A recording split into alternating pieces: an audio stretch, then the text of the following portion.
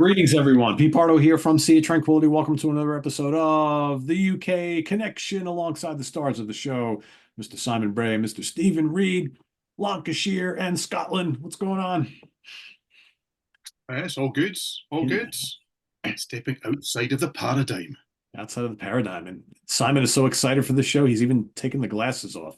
I did a double take there for a minute because Simon usually wears his glasses on the show. Mm, yeah, that's because I've just put my laptop on top of a bag, so I don't look like I'm like that's what I was doing while you two were just talking for the last 15 Simon, minutes. Simon, our bags not usually like this thick. Sorry, Bags are thin things, are they not? it's Mrs. Simon's laptop bag. It's got shitloads of stuff in it. Oh, okay. That's just Oh, putting it on top of our bag wouldn't really help. Did I say plastic bag, Stephen? Did I? We're touchy today. Touchy today. Okay. Mm. All right. so in other Hey, words, I'm in a much full better bag. mood this week than last week, so let's Well, go for it. He's got a full bag. Okay, well, let's get it straight. Simon shall empty his bags during the show, I'm sure. Anyway, He's not amused today. Okay, all right. We should get on to the beer then. Before we start talking about some of our favorite artists outside the SOT paradigm, Simon is going to kick us off with his beverage selection of the day, and I'm going to turn on some lights because it's getting dark here by the second. There we go. All right, light. Well, let me tell you, it's getting dark in my beer as well. I've got a Leffe Brune. It's from Belgium. It's absolutely gorgeous. It's a beautiful, at least 4.5 out of 5. I was trying to think what album it could be, and then I gave up. So yeah, but it's a really good album. If it was an album, it's yeah. Yeah, but it's look at that. I poured it earlier. I put it in my own made glass. It's beautiful. It's just such a nice taste. It looks good. does indeed. Can't go wrong with a bit of Belgium. Yeah, I'll work on that and get back to you. As Biff Byford was famed to say once at a Glasgow gig, there's folk all wrong with Belgium. Okay, so there you go. One of those times when he was going, we were in Newcastle last night and they were really loud and went boo. He got to Belgium, we all went boo, and he was like, there's fuck all wrong with Belgium. So okay, we were told. Here you go. Well, I have a bottle of darkness.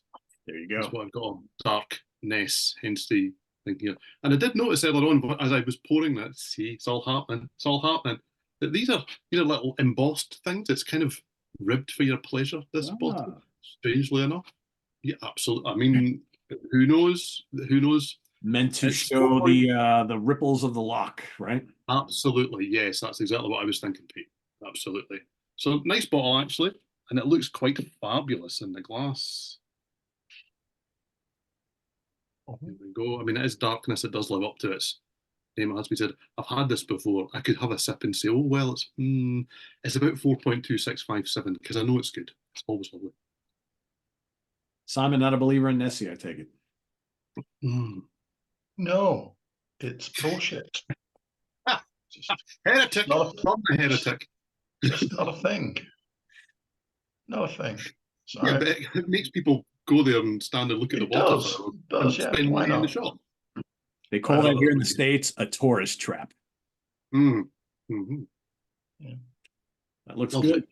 All right, so we're all on the same page today with the dark beers. So I have a Sloop Brewing Company presents Cocoa Baked Stout, and it is toasted coconut, oatmeal with milk sugars, milk stout with malted oats, toasted coconut, lactose, 6.5% alcohol by volume, and well, it lost the head already, but it looks like this. Got it in my Guinness glass, and smells a little coconutty, but it smells very chocolatey. Very chocolatey. Really chocolatey. I taste more chocolate than coconut. It's quite good. Really good. I think that's how you want it. You want it more chocolatey than coconut, don't you? I would say. It's really good. Really good. Sloop Brewing Company, by the way, they're a local New York beer. They're in Hopewell Junction, New York. So fairly close, right by the IBM facility in Hopewell Junction. But Yes, it's really good. Wow. Just there, yeah. No, exactly. Yeah, I know it well, Simon. Yeah, that's right. Yeah. There you go. Anyway, so today's I'm going to let Simon explain this because this one was Simon's idea here. So Simon often talks about bands and artists outside of the SOT paradigm, and there's probably people who watch who are like, the fuck is he talking about, SOT paradigm? Well, outside of the normal genres of what we talk about here on the channel. And let's face it, we all have stuff we like that's a little bit outside of what the norm is, that what we normally listen to. So that's what we're going to kind of talk about today. So we all know what we talk about a lot, not just on this show, but across the channel: hard rock and metal and classic rock and prog rock and fusion and all that kind of stuff. Well, this ain't any of that. This is stuff that's off the beaten path for us, that doesn't quite fit into what we normally talk about here, but we love it just the same. So we're going to let Simon extrapolate a little on that, and then we're going to go two picks, and our final pick as we go around. So, Simon. If you really want, I can bore you about the difference between paradigms and syntagms and stuff like. No, okay, fair enough. All right, so I consider, yes, this is my idea. Things that are not in the SLT paradigm to be shit that Pete doesn't like, shit that's never been on the channel before. So when I was thinking about my choices, I am a huge fan of Blondie, so they had to disappear because Pete did it. Yeah, I love Blondie. I'm a massive fan of ABBA. I love ABBA. Pete's done them, so they had to disappear. I was definitely going to do the Fountains of Wayne, and then I thought, well, they're power pop, and Pete did that really nice tribute to Eric Carmen last week, and if the Raspberries weren't power pop, what were they? So they had to disappear as well. I spent a lot of time both inside but outside the SLT paradigm. I listen to music all the time, especially now I've started driving more than I used to. And when I'm in the house, because I spend a lot of time in the house by myself, there's music always on. Yeah. Every Christmas, my best friend texts me and said, "What did you get that was power metal this year?" And then I go, but sometimes it was actually him that came up with the phrase "out of the power metal paradigm," hence out of the sea of tranquility paradigm. And you know what? There's only one place to start when you're thinking of shit that Pete doesn't like, isn't there? And somebody's got to do it, haven't they? And I've realised that I always go first. So it's me, isn't it? It's me that gets to do this. And I know that people have been asking for this. I like the Ramones. Yes, I do. I do like the Ramones. I like the Ramones. I'm a big fan of the Ramones. I just like the Ramones. Well done, Simon. Well done. Yeah. Gabba, hey. This one, though, is shite. The one with Phil Spector is absolutely shite. I listened to it the other day, and oh god, it's so first time. I'll be honest. First time I listened to that, or I'll be honest. First time I listened to the Ramones in quite a while, to be honest. But yeah, big fan. I like it. As you're about to find out, I kind of grew up in the late 70s, so I like a bit of punk rock. I've got my Anti-Nowhere League t-shirt on today. I'm really out. I've had a whole day outside the SLT paradigm today, nearly. So I like the Ramones. I've seen one of the later versions of the Ramones. They were great. They played about 400 songs. 1, 2, 3, 4. In the hour and 5 minutes that they were on. I've seen Marky Ramone in one of the Misfits that weren't really the Misfits. I caught a drumstick, crowd going wild.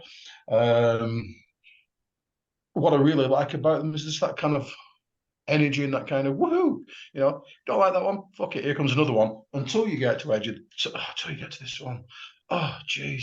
End of the oh, it's so bad. So look at the colour. I don't like it. No, there's nothing good about it. But I'm here to say to the good people of the Sea of Tranquility Land, I like the Ramones. Yeah, don't love them as much as all the other bands that I'm about, or most of the other bands I'm about to show you. The very first record I ever bought with my own money, and I think I've said this before, was "Eat to the Beat" by Blondie, but I can't do that. The first record that I completely and utterly loved then and love now, and it's not in the SLT paradigm, it's the first album by the Undertones. Let's take that Let's take that off. Let's take that off now. I'm gonna have to be sleeving Simon later, Stu. God, I love the undertones. This album is absolute perfection. It's punky, it's new wavy, it's just such great songs. Do you know why John Peel played Teenage Kicks twice on the trot? Because it's fucking brilliant. That's why. What a band, what a songwriter. And the great thing about the Undertones is they didn't make that many records. So, you know, there's not that many to collect. I've seen them loads of time, and you were talking off air, Pete, about losing an album. If I lost this, I would cry like a baby. Even though I haven't played it very often recently, I would cry like a baby for days on end. If my house went up in smoke, I would go and get it just after I've saved the dog. Yeah. And completely irrelevantly, once when our house did nearly burn down, I got told off for saving the dog. Apparently the dog was just laid on the floor, you know, where the smoke wasn't, because dogs are really clever. I don't care. I saved the dog. Yes, And then I would go for my record collection. So you're part of the family. Yes. Yeah, I do like a bit of punk, and I do like a bit of new wave as well. So yay, those are my first two choices. Cool. Yeah, I will say Yeah. I'm probably the only New Yorker who doesn't like the Ramones, and I'm okay with it. I like the Ramones. For a good few years. They were my brother's favourite band. They may well still be my brother's favourite band. So I was like, "It's alive." I can just do it from back to front because I've heard it thousands of times. I like the Ramones. Can I just say before we move on, somebody asked last one, I think in the chat. So this is a guilty pleasure kind of thing. No, this is not a guilty pleasure program, is it, chaps? Well, it isn't for me. Firstly, Yep. I think that's a really naff concept. I own all my choices. Yeah, Yep. I'm the man that went to Barry Manilow. I own all my choices. I don't So care. based If I on what like I've it, heard for years, because we've done lots of guilty pleasure shows on the channel, is that folks from the UK do not get the concept. That's something that we regularly say here in the States. Guilty pleasure is something you really kind of like, but you don't necessarily want to tell everybody you like it because it maybe goes against the norm of what you normally would talk about or show that you like. That's all it is. Doesn't mean it's not good. Doesn't mean you can't like it, but I get it. That's a US thing, I think. Well, it's funny because I've done a guilty pleasure show in the prog seat, and I did kind of struggle with the concept because I'm happy to tell anybody that I like whatever, and if they go, hey ho, that's the way that it goes. So much so that I found this difficult for different reasons. I kind of came up with two categories before it even got to my choices. The categories of bands that are not within the paradigm that I've already talked about quite regularly on the channel, like Yonica, Paris, Lionel Richie, INXS, the Bangles, Gypsy Kings. None of them are within the paradigm, and they all had to go to the side because I thought, well, somehow I've managed to squeeze them into the channel at some point. Then I came up with a second category of these bands fit the channel musically. I can't think when I would be able to talk about them. Bands like The Hives. Now that to me is within the paradigm of this channel. It's just kind of really energetic punk, but I can't see when I would get the chance to talk about them. I don't think they fit this concept though. There's Therapy. They kind of are the same. I could never work out when I would talk about this kind of angsty indie rock punk band on the channel, but they don't not fit. They're not within the paradigm. And Sugar or Bob Mould in general kind of stuff. It's maybe a bit grungy and all that sort, but it doesn't not fit the paradigm. So they all went to the side. Okay. And where I started with was Simon alluded to when he was growing up, the sort of things that you kind of hear and you listen to. Well, I was born in 73, therefore I'm musically more a kid of the 80s. So I'm going to start you off with Aha is where I'm going to go. Okay. So this is Scoundrel Days, right from the very start. And you've also got Hunting High and Low, great pop band, just kind of synth pop, a lot of depth in the catalogue. Later stuff like Foot of the Mountain, which is one of the more recent ones. It's probably about 10 years old or so now, but more recent in those terms. Really, really good stuff on here. Yes, the hits are phenomenal. Take on Me, The Sun Always Shines on TV, Hunting High and Low, Cry wolf, whoa, and all this kind of stuff. Really, it's as good pop music as you're going to find. But then you get albums like Foot of the Mountain, where it kind of has a bit of depth and a bit more intrigue. I've seen them live, and they can really do it. I mean, 2015's Cast in Steel is really strong. Morton Harkett has got a voice that he just, a man of his age, should not be allowed to own. It's ridiculously good, even at this point. And yeah, I mean, most pop in the 80s, maybe not most, an awful lot of it was utter shit. But there were some real gems, and Aha stand out really proudly for me. From there, I'm going to go decidedly sideways, because these days they would be called post-punk. But back in 1980, when Bauhaus released their debut album, there was no such thing as post-punk. Okay, so this was a band that was made up of Daniel Ash, Pete Murphy, Kevin Haskins, and David J, who was David John Haskins, that was Kevin's brother. They released an album a year from 1980 through to 1983. Then they kind of split, kind of didn't, kind of got back together, kind of didn't. Burning from the Inside, which was the last album, is the one that's probably best known. But I really like Sky's Gone Out. I love the artwork as well. Okay, great album. And I also, this one too, Mask. They, describing them's really difficult. They're kind of early goth pioneers. They're a bit avant-garde. They're a bit art rock. They were very punk. They were just kind of out there. With a name like Bauhaus, you know they're going to be a little bit different. They're going to be a little bit daring. And yet, they would do things like a cover of Ziggy Stardust and do it really quite faithfully and do it really well and have chart success with it.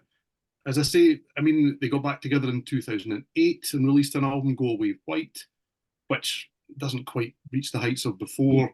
There was talk of a tour during lockdown. That didn't happen. The three guys outside of Pete Murphy, who seems to be the one that's got the issues with getting back together, they have been together as Love and Rockets over the years, but just a great catalogue of really weird music. But weird music that oddly you can sing along to. Things like Bela Lugosi's Dead. You go, Pete, that's obviously approved by yourself. As catchy as anything, it stays in your mind for weeks on end. Is it commercial? It's shit. It's anything but commercial. It's eerie and it's spooky and it's weird, but it's bloody great. So yes, Bauhaus are my second pick. Every time I've ever listened to any Bauhaus, my first thought is always, I don't know what this is. Yeah, describing it's really difficult. When I was young, I must admit that I thought this was pretentious wank, but that was maybe because an awful lot of the people who were into them were pretentious wankers. Now, I like them now too, so evidently I fall into that category. So it took me, thank you, Simon, it took me quite a long time to come back round and kind of think, do you know what, there was an awful lot more going on there than I could appreciate when I was 7, 8, 9, 10, and my brother was buying this stuff. And other than like Ziggy Stardust, I was kind of going, what the hell? Listening to it now, it makes a whole lot more sense. Yeah, I knew a bunch of guys back in the like early mid 80s when I was going to college. I worked part-time while I was going to school. I worked in like this restaurant bar in the kitchen, and there was a bunch of dudes who were cooking in the kitchen, and they listened to all that kind of stuff. And I'm like, I was just like, I don't know what this is. You know, here's this guy, I was into Metallica and Sabbath and Priest and all this heavy stuff. And they would play all this type of music, you know, and they would play the Jam and the Smiths and all this stuff. And I'm just like, I don't know what any of this is. It doesn't kind of, yeah, they play all this stuff. Whoa, with a capital whoa. Okay, just stop that now. That's what they because play. the Jam had some decent moments. Okay, I'm not going to go out there and say that I don't like the Jam. The Smiths, that is not happening here. That is not happening here. I'm really sorry, and I know we're outside the paradigm. I'm just telling you what they were listening to. That's what I was subjected to, and I was kind of like. To be fair, people who were listening to Bauhaus here were listening to the Smiths too. I've never understood that as a pleasure thing. Why I can be depressed on my own. I don't need Morrissey's help. Thank you. Yeah, I agree with you. I thought it was all terrible, to be honest with you, but that was back then. So anyway, my first pick today is a band that I've always liked. They've been around for 50 plus years. They've got a shit ton of albums, and they've changed and morphed many times over the years. But oddly enough, the stuff from them that I probably should like more doesn't do a hell of a lot for me. But the period where they were the most successful and made the most money, it's the stuff I always go back to. And this is one of those bands. I don't have anything but what I'm going to show you today. It's one double album, a double CD. It's a greatest collection. I have played this so much, and whenever I hear these songs, I still love them just as much as back in the 70s and the early 80s. It's the Bee Gees. I absolutely love their disco stuff. I want to like the early psychedelic pop stuff more, and it's kind of cool. But to me, give me Jive, Talking in Night Fever, and How Deep Is Your Love, and Staying Alive, and Tragedy, and all that stuff over and over and over again. If I Can't Have You, I mean, this is like, even though the soundtrack to my childhood is all the heavy stuff, I always liked this stuff. I grew, obviously I was when disco really hit, I was like, what, 10, 11 years old. So I was like in that stage all throughout that period. And at the time, it was always cool to say disco sucks, rock rules, disco sucks. And I was like, yeah, disco sucks unless it's the Bee Gees, then that's okay. And that was always my opinion. But I love this stuff. It never gets old to me. And sometimes like my wife and I are driving around, and we got like the Sirius XM satellite radio in the car, and I'll put like the 70s station on whenever the Bee Gees come up, and it could be the same old songs they always play. Crank it up, just really love it. So yeah, I love the Bee Gees. I don't feel bad about saying that I do, and I think at some point I need to really dive into their earlier stuff even more to get that other flavor of what they have been able to do, right? And I think that I'm going to make a note of doing that. So, but the disco stuff, I love it. I don't care. Say what you want about like the early stuff.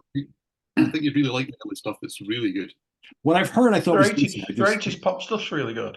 Yeah. I'm not diminishing any. Actually, all the way through, I'm on board. Just a talented bunch of guys, and really good songwriters, and I love their voices. Right. So yeah, and they wrote great songs for other people too. Yeah, really good songwriters.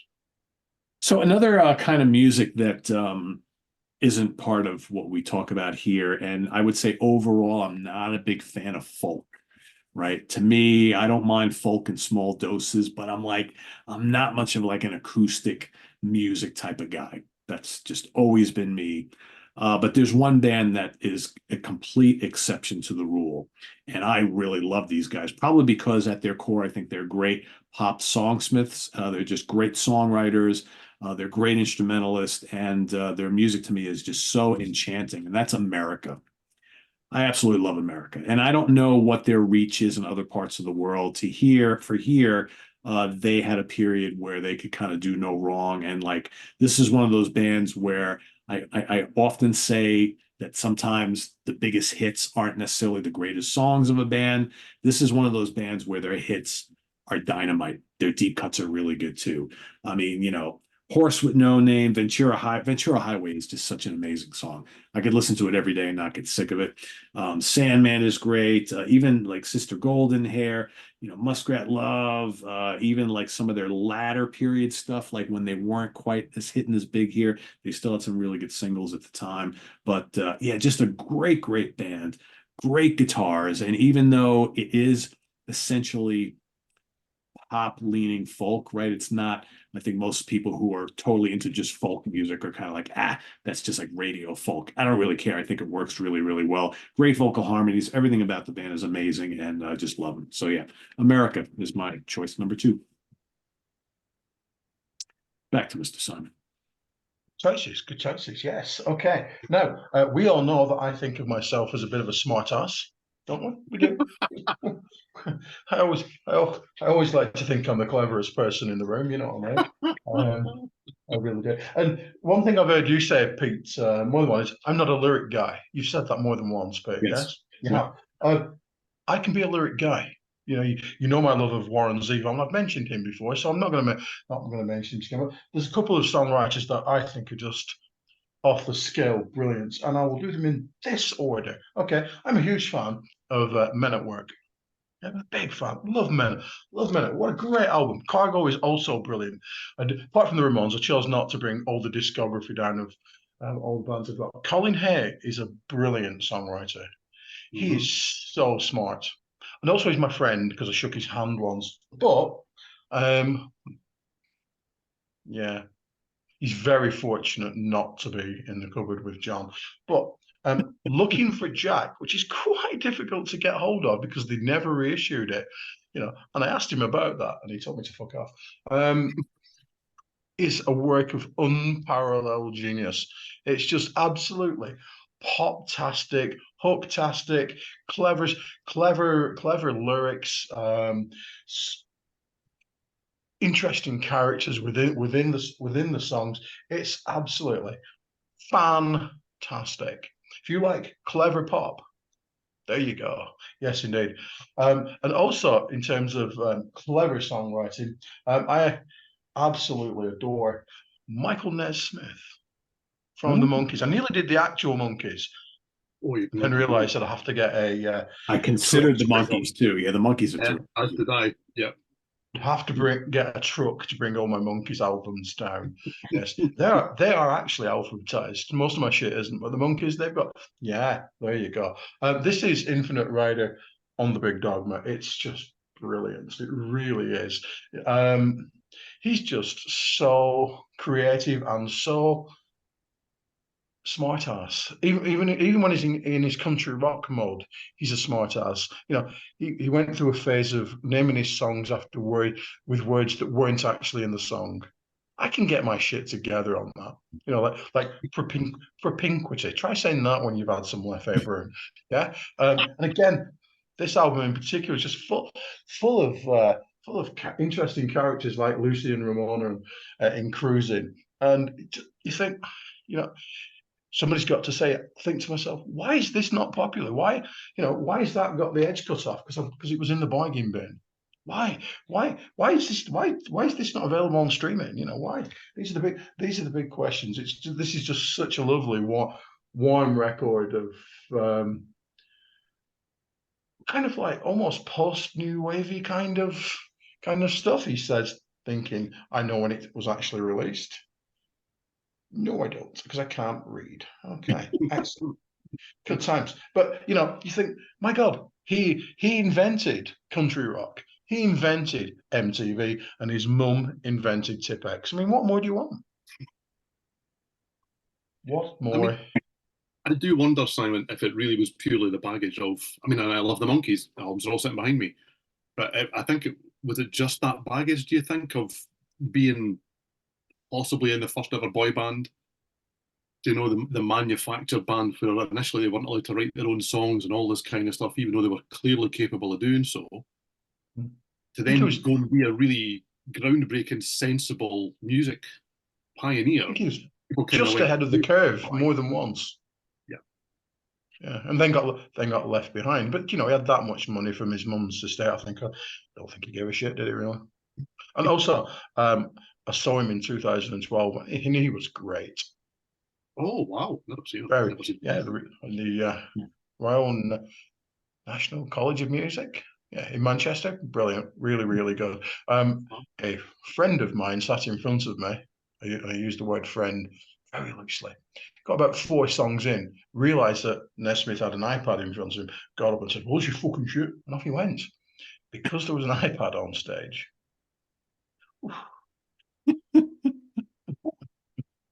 Yeah, there goes Mr. Tolerance, eh? So yeah, I'm really pleased. I saw him both with the Monkees and by himself. So yeah. Wow. I saw his buddy Mickey Dolenz at a comic book convention maybe 5 years ago, 6 years ago. That guy is a complete curmudgeon. Holy cow. Really? One of the most miserable people I have ever met at a comic convention. Oh, he was the fun zany guy as well. He like shows up to this thing. He looked hungover. He hadn't shaved. He was just a mess. He kept going outside and smoking every 2 seconds. And I'm like, what is up with this dude? He's like, looks like he wants to be anywhere but here. But I guess, you know, make some money. It's like, you know, yeah, I was shocked because I mean, it's the Monkees, right? And I was kind of like, Mickey Dolenz. I'm like, oh, Oof.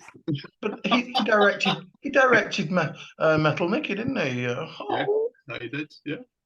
But that made it across the States, didn't it? I would think not. No. Oh, No. I'm really sad to hear that. Pete looks lost there. Don't worry, there's more of that to come. Oh, excellent. I can assure you there's more of that to come. Oh, you're going to talk about Brookings, aren't you? I know what's coming. I'm going to play to type. There's no two ways about it. Okay, so if AHA were acceptable 80s pop, by the time that this next artist came round, I mean, I was a 14-year-old lad wearing denim and leather. Okay, so there was absolutely no way that I was going to admit to really liking the singles of Belinda Carlisle. There was just no way that I was going to admit that out loud. Guilty pleasure, yes, Pete, I understand the guilty pleasure. I mean, I had the Heaven on Earth album, but I didn't let anybody know that. Yes. They made an AOR album? Because that's what that record really is. There you go. Yes. Yeah. I mean, the hits. Heaven is a Place on Earth, Circles in the Sand, Leave a Light On, We Want the Same Thing, Big Scary Animal. Wow. And if you want an odd catalogue, these have only just been released, by the way. There's a third one on the way, which I will also buy. This is the whole catalogue, and in the last box set, there's 4 albums in each of these. Okay, running chronologically. They're called Decades. I'm not on a retainer. So you really kind of got the early stuff and then the hits on here. By the time we get to this stage with the last 4, or the most recent 4 studio albums, and you've got Voila, which is an album sung in French, okay, and they are all kind of classic French pop chanson songs, or chanson. That hasn't helped. The only time they sound bad is when you get to the bonus tracks and she sings them in English. You think an artist who's had these kind of chart hits shouldn't be able to carry that off. That would just make absolutely no sense whatsoever. But then you get to Wilder Shores. Okay, that's our 8th studio album, and it consists of a series of Sikh chants, okay, performed in Punjabi. And they're inspired by her use, and really she sees it as a thing that kind of turned her life round, of Kundalini yoga. I mean, this is way, way, way over my head. It should be utter garbage by that explanation, shouldn't it? Especially the fact that they're presented in the most Western pop way you could possibly imagine. These things have got massive keyboards, big drums. Her voice just makes everything make sense. It is just so good. But the songwriting is tight, and it all really works. And you can tell it is maybe an artist kind of going, well, you know, I've done all those things and I've had all those hits. I can't just make the same album again. But she really hasn't, to be fair. But the critics kind of think so. What will I do now? And I think it's all very true to her heart. And it makes ideas that should be an absolute shambles really, really endearing. And I really like them, I have to say. That said, my heart still resides where the hits are. And the hits are just first rate. They really are as good as they get. Okay. I am jealous I didn't pick either the Go-Go's or Belinda Carlisle, because that's a great choice. And yeah, her music's wonderful. And I'm not ashamed to admit that after I kind of got over my crush on Debbie Harry, like in the late 70s, Belinda was the next one. I never complained when her videos came on MTV at all. I was like, ooh, there she is. The interesting thing, Pete, is the Go-Go's had absolutely no presence here. Oh, they were huge. They did nothing at all. Yeah, absolutely. I know. I mean, they broke records for female bands and all these things, and they were renowned and famous. They were groundbreakers. They did nothing here. And then Belinda Carlisle's solo career is bigger here and in Europe than it is in the US. It makes no sense whatsoever. I mean, her career was she was pretty big here on her own, but the Go-Go's were like a sensation, because I think the Go-Go's kind of took what the Runaways started, but made it more accessible to the mainstream, because they were just, you know, fun pop, new wave type of thing, and just the California girls type of thing. So the Go-Go's really struck it rich here for a couple of years. I mean, a lot of people were into the Go-Go's, and their albums sold really well. And then her natural progression to a solo career, just, you know, she became a little more classy, and it just, yeah, good stuff. That's great. She hit her era absolutely perfectly. Yeah, she did. She did. Yeah. So my next choice as well is a fantastic songwriter. And I've got loads of albums to show, but I won't dwell too long on them, because otherwise we will be here all night. But I'm going to go for Harry Nilsson. Okay. really like Harry Nilsson. Yeah. This is a great catalogue of music. It's a very bizarre catalogue of music. This was a musician that really had compromise and him just were nowhere to be found together. This is aerial ballet. This is fantastic. This is really his kind of early singer-songwriter mode. Harry is the same. I have a real soft spot for The Point, which is a children's movie. Thank you very much. You got the point. You've got to have a point. That's the point of The Point. Okay. And yes, the movie is narrated, depending on which version you've seen, by Dustin Hoffman or Ringo Starr. This version is narrated by Harry Nilsson. Really doesn't need the narration whatsoever, but it makes it really endearing. It does come across like some kid's storybook being read to you with fantastic pop music in between. It's the bizarrest thing, and I adore it. But then he does things like Nilsson sings Newman, so it's him and Randy Newman together. And then you kind of get to he's a more of a rock man by the time you get to the fantastically titled Nilsson Schmilsson. That's the big one. Yeah. Anyone, this is the real deal. And I do also like Son of Schmilsson as well. This is we're in a really, really great territory here. We're starting to move into the I don't really give a fuck territory at this point. What I will say is he does have a tendency to dick around. All of his albums have got a moment or two, or a song, or a burp, or some little skit that he does where you just kind of think, if you could just have reined that in, wow, these would be amazing. But at the same time, if you take them out, you kind of remove him from it. I mean, he's best known for Everybody's Talking and Without You, which he didn't write. There's things like Coconut, you put the lime in the coconut. That's throwaway rubbish, but it's great throwaway rubbish. Then you've got One, which was a big hit for Three Dog Night, but it's been covered by Filter, Amy Mann, John Farnham, Dawkins. What? It makes no sense whatsoever. But as the catalogue moves on, and he teams up with people like John Lennon for Pussycats, so it starts to fall off a cliff. The whole journey is just bizarre, and it is. I bought this when it came out a few years back, so the box set that's got not everything. There are notable omissions from the RCA catalogue here, but an awful lot of his music and a huge amount of bonus disc and really good essays to read that go along with it. Man, oh man, was he all about self-destruction. Ruined his voice, disappeared. When Lennon was assassinated, John Lennon that is, he just kind of disappeared, called himself a retired musician, and then tried to come back, didn't really work. All very strange. It's a bizarrely sad story in many ways, but a huge talent that isn't really spoken about much anymore. He's very much the forgotten man. He was almost the American Beatle for a period of time, and now you just don't hear his name at all anymore. An absolutely phenomenal talent.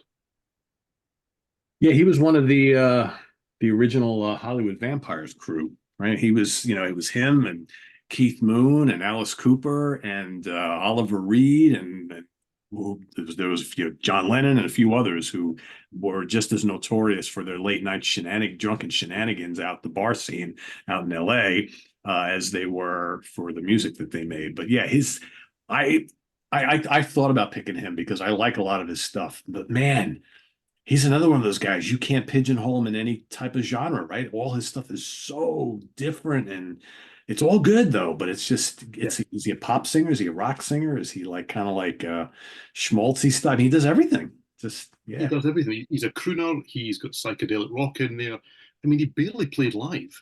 He was a really big act for the period of time that would hardly ever appear on stage. As I say, if there was a way to become a famous musician and become a household name, he would find a different way of doing it. Realistically, I just think it's a fascinating story and a fascinating way to have approached a career with no compromise whatsoever. It didn't necessarily work out in the long run, but I would hate to have heard what he'd come out with if he tried to compromise, because the whole beauty of this catalogue is that he didn't. Yeah. And I apologize before if I kept looking off camera here, but I guess I saw a bird outside on the road that was as big as a dog. And it was my guess it was one of those turkey vultures. I don't know if you guys have them out by you, but they were all over the place here and they're big. big black birds with tiny little heads. And I guess like a squirrel might have gotten run over in the road. And all of a sudden I see this gigantic bird out right in front of my house. And then he kind of flew towards the house. And I'm like, holy shit, like literally gigantic wingspan. And anyway, just kind of spooked me for a second because I'm not used to seeing them so close up. You see them in the sky all the time, but there you go, Simon. See what happens when you talk about the Ramones on the channel. Eh? Yeah. I would point out that we had a magpie in our garden this morning because I like to put stuff out for the birds. We had a magpie, and I couldn't go to work until a second magpie turned up. I'm not going to work when it's gone for Soho. That shit's not happening. Two for joy. I genuinely had to sit and wait until a second one turned up. That's the best excuse for being late I've ever heard. There you go. There you go. Obs, I was on time. And also going back to what Pete was saying earlier, I'm getting a new car 10 days ago. You see what I did there? Yes. Thank you.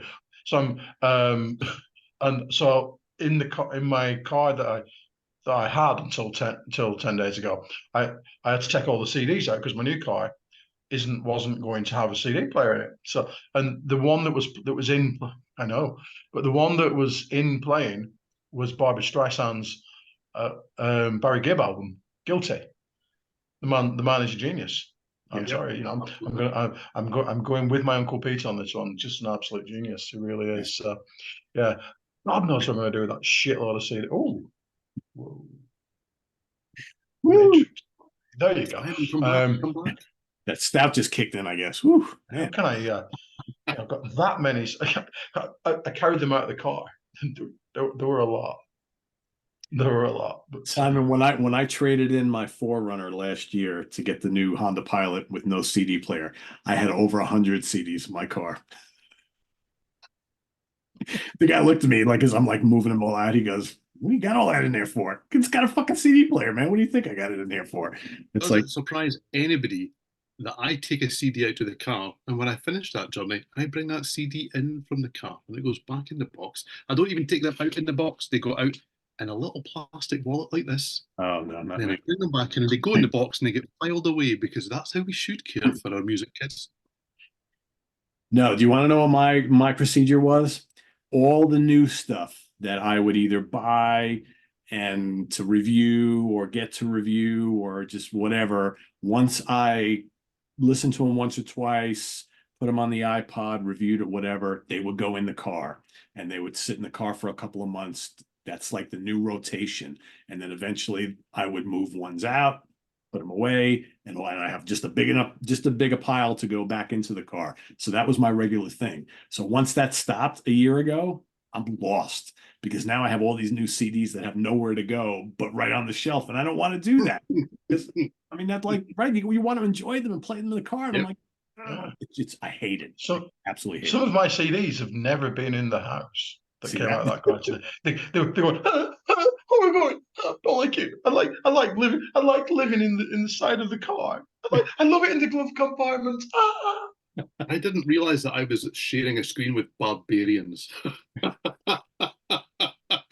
I'll never try and suffocate my CDs in a piece of plastic like that. Jesus. It's got breathing holes. Look, this one's even split down the side for a little breathing hole. Like you can't look at the track list. You can't do anything with that thing.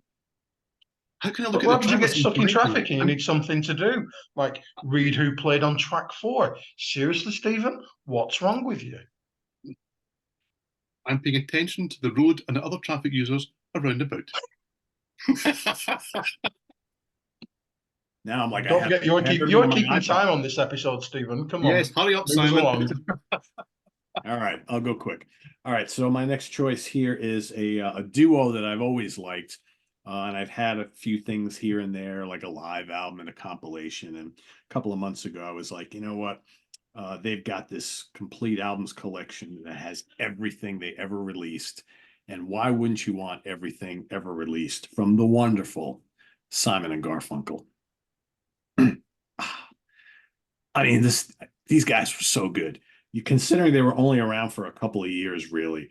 Man, albums like The Sounds of Silence, Parsley, Sage, Rosemary, and Thyme, Bookends, Bridge Over Troubled Waters is so good. Oh my God, so good. And then the concert in Central Park, and even the music from The Graduate. And this has everything you'd ever want. And I don't know if two guys, there's Lennon and McCartney, there's Jagger and Richards, there's Tyler and Perry, there's all these, Page and Plant and all this kind of stuff. But there's something about what these two guys did together, and it was just a short amount of time. And again, this is kind of like that folk thing that I'm generally not always a big fan of, but those vocal harmonies from these dudes, all these great classic songs, and that just the sparse arrangements, and it takes me back to a time because my father was a big fan when he was younger. And I remember Dad listening to Simon and Garfunkel back when I was a kid, and I was kind of like, I'm going to go play Kiss Destroy or whatever. But I always remembered those songs, and they always kind of like it. Just my father was never much as into music as I always have been, so I always think fondly of the couple of bands that he really liked back then, and I can really appreciate them more now. And I think that what these guys did together was so magical. And again, another example of that like musical partnership that was never destined to last long, right? I think everybody wanted them always to get back together, but they always had their issues with each other. They were friends, they weren't friends, they would talk, they not talk, whatever, blah, blah, blah. But they released a handful of classic albums that are all like 25, 30 minutes? Are any of them longer than that? I don't think so. All really short, but yeah, magical stuff. So Simon and Garfunkel is my next choice. And then I talked about this lady briefly on, I think, one of my listening room shows. And I don't know, I may at some point cheat here and make her a part of the SOT paradigm by doing some kind of a little show on her output, because I think she's really, really good, but it's technically not really what we would do here. And it's Joni Mitchell. And she's got some magical stuff starting in like the mid 70s up until the early 80s. And I will say her really, really early stuff, which is the whole Laurel Canyon folk stuff, is okay. But I like her when she started to dip her toe into jazz a little bit. That I think is the sweet spot for me. So albums like Hijira and I mean Shadows and Light, she's got Pat Metheny and Jaco Pastorius on here. She's got some of these other albums. This one over here, and Court and Spark is just lovely. And she released a bunch of singles during this period that are like quirky pop, but kind of jazzy, and just like the arrangements are very, very sparse. You got this cool bass from Jaco and acoustic guitars and whatever. The Ladies of the Canyon is really good. And, a lot of people, the Mingus album is really good. And then you got some of these. And this is probably her biggest one from the pure folk period with Blue, which is really good, really charming. She's got a really great voice. And then there's the whole like, she was it Graham Nash she had the relationship with, and she basically all these people were in these relationships with each other around this time. So I think the whole history of all of these kind of folk rock artists of that time period is so fascinating to me. Crosby, Stills and Nash and Joni and Joan Baez, and it's just really weird stuff. But anyway, she's really good, really lovely to listen to. Some people like, but Pete, you like Joni Mitchell, but you won't listen to Bob Dylan. Yeah, that voice. No, sorry. But yeah, Joni Mitchell is my next pick. So back to Simon. Two things strike me at this point before I go with my final album. Simon and Garfunkel 30-minute albums. They were the Ramones of the time. Also, I'm going to do a Joni Mitchell show because the SOT paradigm is made up. It's just not a thing, is it? Just I do love as a Full Fusion Friday viewer, I do love the fact that we're outside the SOT paradigm here. And then Pete went Joni Mitchell and then mentioned a whole load of guys that'll be mentioned in the jazz and fusion scene. I know I cheated a little bit. I know, because the reason why I like all that is because they're included in it. I get it. Well, I will tell you. I'm going to admit it right now. I was not planning on talking about Joni Mitchell, but then I really like this band. I was actually going to talk about Kool and the Gang, because I really like Kool and the Gang, but I only just have this, and I like the hits. I really never experienced it with any of their other stuff, but I think their hits are great. But then I was like, I have more to say about Joni Mitchell, so I did a last minute switcheroo. So Joni Mitchell's a great choice, Pete. Don't let me put you off. I want to clarify. Kool and the Gang's cool too. I like Kool and the Gang. We've all been revising for the UK connection, favorite and least favorite of Mud, haven't we? Yes, just checking. Yeah, excellent. Tiger Feet, it makes sense. Anyhow, my last choice, There you go. Fantastic. That's absolutely dynamite, Stephen. My last choice has been mentioned on the channel before, but with the caveat that it was outside the SoT paradigm by the person that mentioned it. And I thought to myself, what have I been listening to this year? What have I been really closely listening to? I've been listening obsessively to the Judas Priest album. I love it. I've been listening quite obsessively, so obsessed, thank you, so obsessively that one of my students has told me to stop listening to Bruce fucking Dickinson. Yeah, I've been listening to that, I've been liking it. I've been liking it a lot. I've been listening to Saxon a lot, you know, that's a great album. But as much as anything, and it pains me to say, I've been caught up in The Last Dinner Party. Yes, I have. And Stephen said, I'm no interest in them. But didn't you, Stephen? You did say that, didn't you? That's what you said. Hey, if you like stuff that sounds a bit like Queen on occasion, that sounds a bit like Sparks, that's got really good songs, I thought, shit, it's really good. I mean, admittedly, I paid $7.99 for it, so that's not much, but it's just really, really good. And the way in which they've been written about is, on the one hand, interesting, and on the other hand, I think, what the fuck? They're just a bunch of girls. And then you think, oh, well, they're managed by Peter Mensch. Oh, right, okay. Hugh Prime. Oh, so what's going on? Yeah, it's very, very interesting. But the actual music is really good. Really, really good. Imagine, let me get this right, Russ Mail fronting a girl band, and you wouldn't go that far wrong. Really interesting. Really, really like it. And David was so correct. It's just really, really good. And get me listening to something from somebody new. Oh, I need to sit down. And I nearly went for Wet Leg because I like them as well. But yeah, oh God, they've been on Jules Holland. They were the sound of BBC. Oh God, I'm gonna have to throw it away. It's just everything I shouldn't like. Everything I shouldn't. Every now and then. Indeed. So yes. Is it an age thing that I think that Wet Leg must be the worst band name ever? Toad the Red Sprocket. Yeah. No, Lucy the Blowfish. At least that's quirky. Mm-mm. I mean, Wet Leg just sounds like piss myself. I'm older than you, so you know I don't think it is. Fair enough. Yeah. I'm just a curmudgeon then. There you go. I'm Mickey Dolenz. You are. You really are. Absolutely. There you go. Right, well, I'm going to play to type. Absolutely, I'm going to play to type because I love albums like this. Okay, so this is on the air. This is just BBC television theme tunes. Okay, on here you have the Magic Roundabouts. You have Daz's Army. This is a good one. Okay. I also really love things like detective themes. Okay. All right. So this is things like you've got the Rockford Files. That's just one of the best pieces of music ever, by the way. I'm just going to put that. It really is. Yeah, you've got Kojak on here, you've got Z Cars. This is covering the whole gamut here, people, okay? Anyway, you've got May Gray. This is really good, okay? Yeah, Barney Miller on there? Has it got?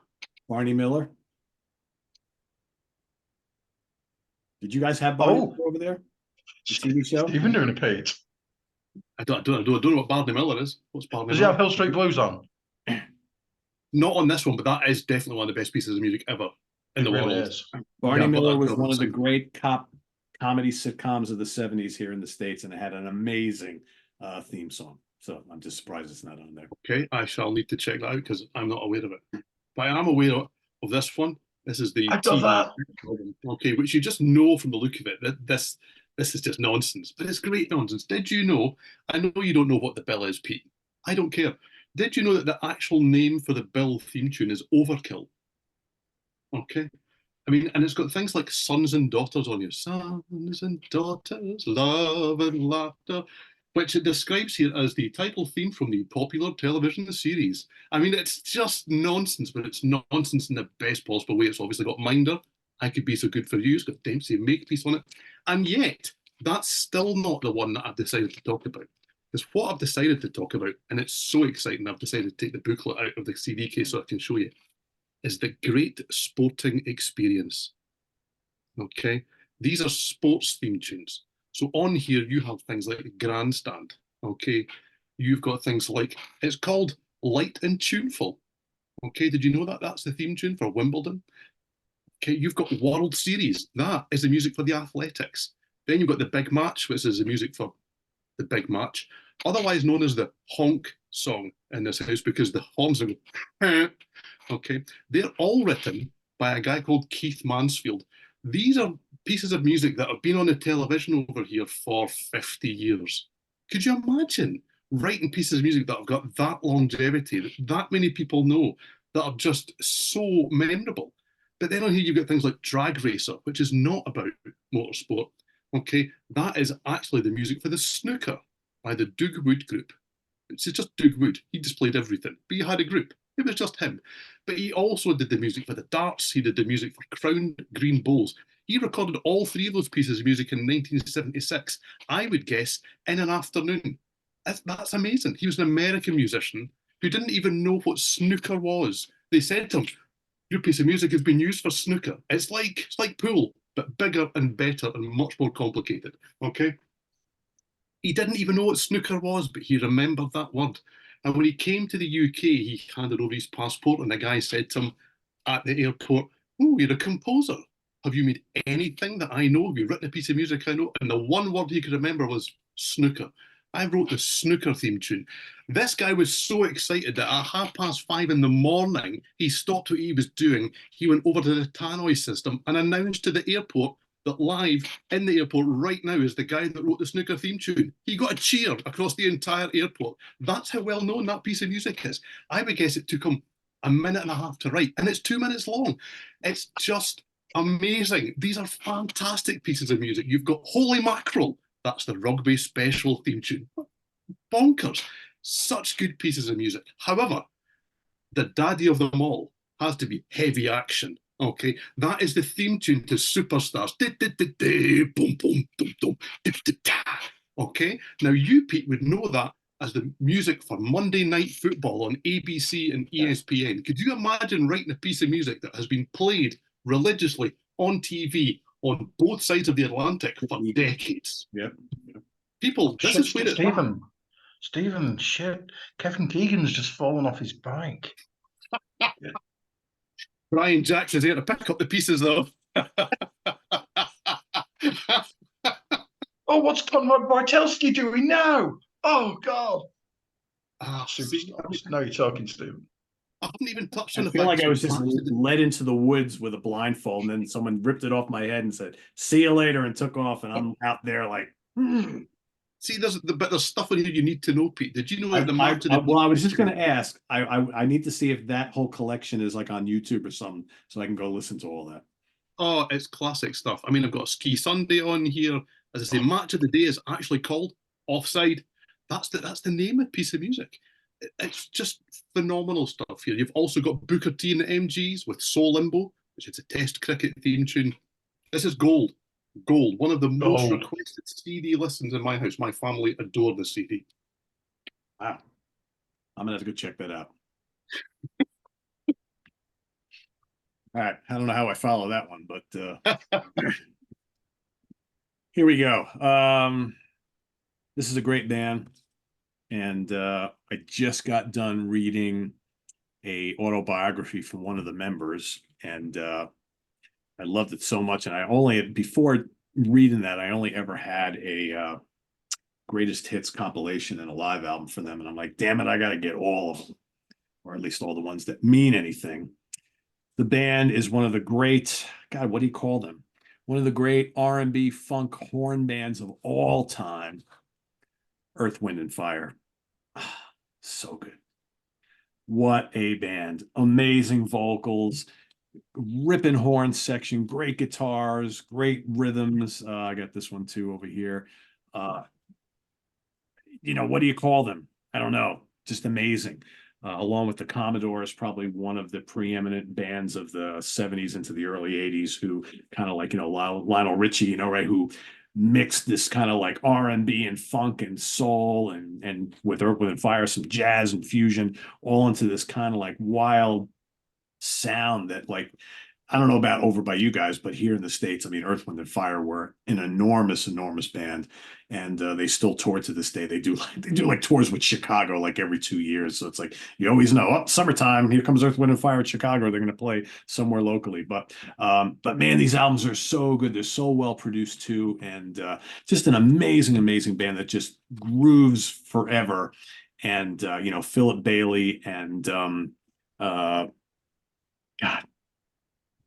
the other guy's name. Drawing a blank on the name, guys. Sorry. Maurice White. What's that? Is it not Maurice White? Maurice White? Yes, Maurice White. Yeah, Maurice White and Philip Bailey, two amazing singers at the helm in this band, and I love the horns. And man, their music just epitomizes cool factor to me. It's just really good, and plus their album covers are awesome. And they kind of went into like the disco realm a little bit towards the end of the 70s into the early 80s, but I don't even mind that stuff at all. But I just think their music is just kind of timeless and classic, and I love it. And I realize they don't have much of a place on this channel, but who cares? Earth, Wind and Fire, get all these. I mean, these are all the albums that are on these collections, which are easy to get, must have, just amazing. All the classic ones, they're all here. And then you got to have this one, Raise, which was probably their last really big album, but still really good. Boogie Wonderland and all that shit. Love it. Really good. So Earth, Wind and Fire. All right. This would be lots of fun. Yeah, lots of fun. So I guess we'll ask everybody at home to play along, although we know we have lots of people at home who like all sorts of different eclectic stuff. So if you want to play along, think of 5 bands or artists that probably will never get talked about on SOT or might not get talked about on SOT, and put them down in the comments below. And Steven's going to give you a little preview what to expect 2 weeks from today. Well, we're doing our favourite, least favourite, and wild card of sports theme tunes. No, we're not. We're doing favourite, least favourite, and wild card of Blackfoot. Is where we're headed for our next show. It should be hugely enjoyable to do. That's my Southern rock band. Ricky Medlock and Company. Yeah. Some really good albums in that catalog. And a couple that maybe aren't so good. Do you know that I think there's probably still albums in that catalogue that up until now, as in I haven't started the homework yet, that I haven't heard?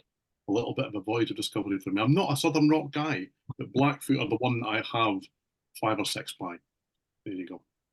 I will say, and I don't want to talk too much before the episode, but I will say they have a couple of albums in their catalog that probably are as good as anything else in the Southern rock genre. I know Simon will probably agree with me on that. Yep. Maybe 3. Well, by a couple, I mean 2, 3, or 4. Yeah. At least 3. At least 3. I know my couple goes a little bit above and beyond what most people consider a couple. But yeah, I would say 3. Yeah, 3 for sure. Yeah, and then they have a couple that are kind of like fall into AOR melodic rock kind of thing. But yeah, we'll talk about all that in 2 weeks. Well enough, I have those. I'm sure. So there you have it, everybody. Visit us on the web at www.chatranquility.org. We're on Facebook, we're on YouTube all together all the damn time. Please subscribe if you haven't already, and click on that notification bell so you get alert of all of our content as a post. And please do hit the like button before you leave. Let us know what you think of a lot of the bands we talked about today and artists we talked about today. We think they're cool. You may think they're cool, or you may not, but that's what the comment section is all about. So let us know, and we'll see you soon in 2 weeks. For Simon, Bray, and Steven Reid, I'm Pete Pardo. Enjoy the rest of your weekend, everybody, and see you later from the UK Connection. Take care. Bye-bye.